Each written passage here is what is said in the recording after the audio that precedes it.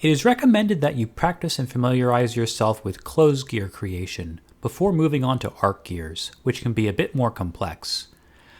When defining your arc gears, the first option is to specify the arc angle of your input gear.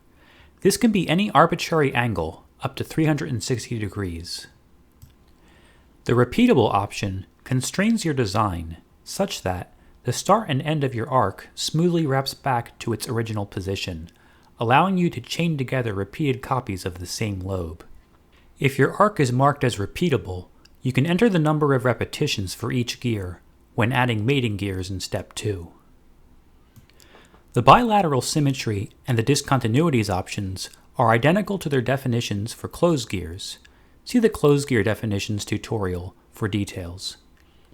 Later, it will be possible to design an arc gear shape that is automatically derived from a desired power transmission curve, but this feature is still a work in progress. In step 2, you must specify the arc angle for any mating gear you wish to generate. These also can be an arbitrary angle, up to 360 degrees.